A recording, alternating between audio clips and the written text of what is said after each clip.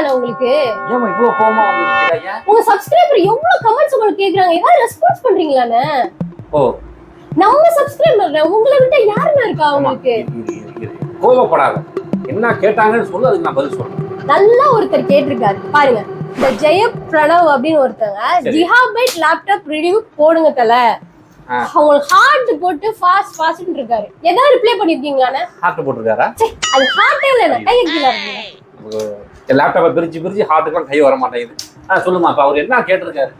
Gigabyte laptop பத்தி கேட்டிருக்காரு. Gigabyte laptop பத்தி, அதாவது மற்ற எல்லா லேப்டாப்பையும் கம்பேர் பண்ணும்போது ஒரு சீப்பான பிரைஸ்ல ஒரு பெஸ்ட் பெர்ஃபார்மன்ஸ் கொடுக்க முடியும்னா அது வந்து ஜிகாபைட் லேப்டாப்பால மட்டும்தான் முடியும். என்னடி சொல்ற? ஒரு 4050 கிராபிக்ஸ்ல பெஸ்ட் கேமிங் அண்ட் எடிட்டிங் பண்ணணும்னு நினைக்கிறீங்கன்னா கண்டிப்பா இந்த ஜிகாபைட் லேப்டாப்பை தான் நீங்க சூஸ் பண்ணணும். அண்ணா நீங்க சொல்றது அப்படியே கூஸ் பம்ப்ஸ் ஆகுதுண்ணே.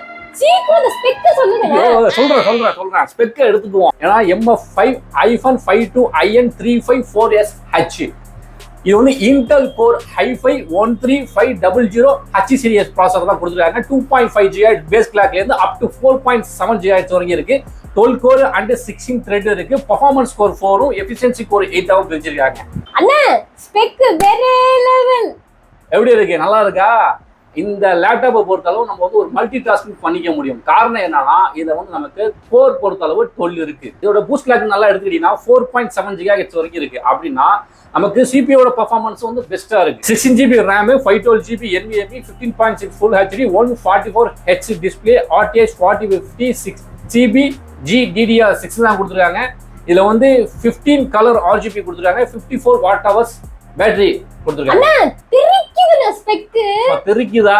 அதாவது இதுல வந்து 16 GB RAM கொடுத்துருக்காங்கல்ல. 16 GB RAM பொறுத்த அளவு 8GB 8GB கொடுத்துருக்காங்க. ஏன்னா பர்ஃபார்மன்ஸ் வந்து நல்லா இருக்கணும் அப்படின்றதுக்காக. அது மட்டும் இல்லாம 64 GB வரைக்கும் நம்ம அப்கிரேடபிள் பண்ணிக்கலாம் ரேமை பொறுத்த அளவு. அது ஒரு விஷயமா இருக்கு. அடுத்து வந்து இந்த லேப்டாப்போட கிராபிக்ஸ் அப்படின்னு எடுத்துட்டோம்னா 4050 கிராபிக்ஸ் கொடுத்துருக்காங்க. அதாவது நம்ம வந்து ஒரு i5 13th ஜென்ல ஒரு H சீரிஸ் ப்ராசஸர்ல இந்த காம்போ, அதாவது 4050 காம்போட நம்ம ஒரு கேம் பிளே பண்ணும்போது ரியலா இருக்கும். கேம் பிளே பண்றதுக்கே வந்து நம்ம ஸ்மூத்தா இருக்கும். அது மட்டும் இல்லாம இதுல வந்து RGB லைட் வந்து 15 கொடுத்துருக்காங்க. அது என்னன்னா 15 கலர் வந்து மாறும். பேட்டரி பேக்கப் அப்படின்றது இது வந்து 54 Wh கொடுத்துருக்காங்க. பேட்டரி பேக் இந்த மாதிரி லேப்டாப்ல நம்ம எதிர்பார்க்க முடியாது. தெய்வமே எங்கேயோ போயிட்டீங்க.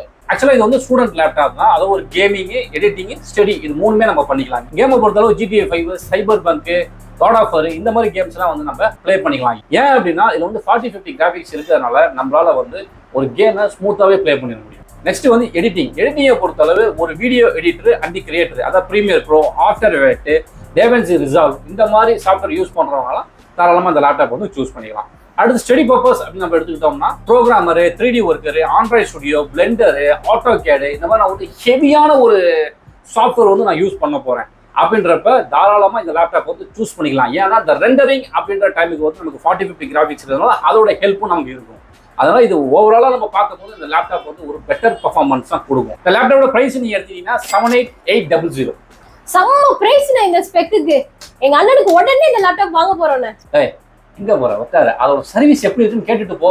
ஓ, சர்வீஸ் சென்டர்லாம் இருக்கா? இதுக்கு சர்வீஸ் சென்டர் இருக்கு. சென்னையில மட்டும்தான் சர்வீஸ் சென்டர் இருக்கு. நல்லா புரிஞ்சுக்கணும், வேற எங்கேயும் சர்வீஸ் சென்டர் இல்லை. ஏதாவது ஒரு ப்ராப்ளம் அப்படின்னா லேப்டாப்புக்கு நீங்க தான் நேரா எடுத்துட்டு சென்னைக்கு போற மாதிரி இருக்கும்.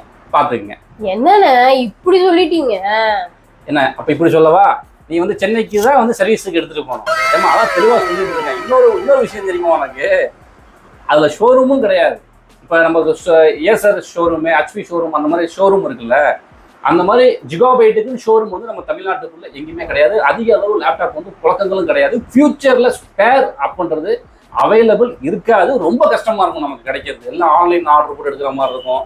இல்ல ரொம்ப நாள் வெயிட் பண்ணி நம்ம வாங்குற மாதிரி இருக்கும். 2 மாசம் 3 மாசம் அந்த மாதிரிலாம் இருக்கக்கூடாது ஒரு லேப்டாப். அது வந்து ஒரு டிராபேக் மாதிரி நான் பாக்குறேன். அப்ப என்ன ஜிகாபைட் லேப்டாப்பே வாங்க கூடாதுன்றீங்களாண்ணே? அதாவது ஜிகாபைட் லேப்டாப் நான் வாங்கக்கூடாதுன்னு சொல்லல. உண்மையிலே இந்த பிரைஸுக்கு இந்த ஸ்பெக் அப்படின்றது அல்டிமேட், இது நல்லா இருக்கும். ஆனால் நம்ம வந்து ஒரு ஸ்பெக்கை மட்டும் பார்த்து நம்ம ஒரு லேப்டாப் வந்து தயவு செய்து சூஸ் பண்ணிடவே கூடாது. ஃபியூச்சரில் நமக்கு அந்த லேப்டாப் வந்து லாங் டேர்ம் யூஸ் பண்ணணும். குறைஞ்சது ஒரு 5 இயர்ஸுக்கு மேலே அது கூட வந்து நம்ம ட்ராவல் பண்ணணும். அப்படின்றப்ப ஃபியூச்சரில் நமக்கு சர்வீஸ் இருக்கா அப்படின்றத பார்க்கணும். என்னதான் நமக்கு வந்து ப்ரைஸ் கொஞ்சம் அதிகமாக இருந்தாலும் ஃபியூச்சரில் நமக்கு இந்த கீபோர்டு வந்து நான் சேஞ்ச் பண்ணுறேன் அப்படின்னா எனக்கு அது அவைலபிள் இருக்குவாங்க. அது இல்லைன்னா நம்ம மாட்டிக்குவோம். அது ஒரு விஷயமா இருக்கு. மற்றபடி லேப்டாப்பை பொறுத்தளவு நம்ம வந்து குறை சொல்ல முடியாது. ஒரு சில டைம்ல வந்து ஹீட்டிங் இஷ்யூ இருக்கு அப்படின்ற மாதிரி சொல்றாங்க.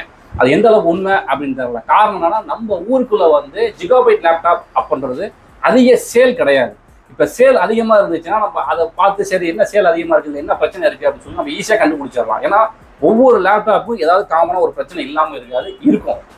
அது வந்து நமக்கு தெரிஞ்சிடும் என்ன காமன் இருக்குன்னு. ஆனால் ஜிகாபைட் லேப்பை பொறுத்தவரை அந்த அளவுக்கு நம்ம கண்டுபிடிக்க முடியாது. ஆனால் ஃபாரின் சைடு அப்படின்றப்ப ஜிகாபைட் லேப்டாப் வந்து அதிக சேலில் தான் இருக்குது. ஏன்னா சீப்பில் நமக்கு வந்து பெஸ்ட் பர்ஃபார்மன்ஸ் கொடுக்குறதுனால நிறைய பேர் வந்து வாங்கி யூஸ் பண்ணுறாங்க.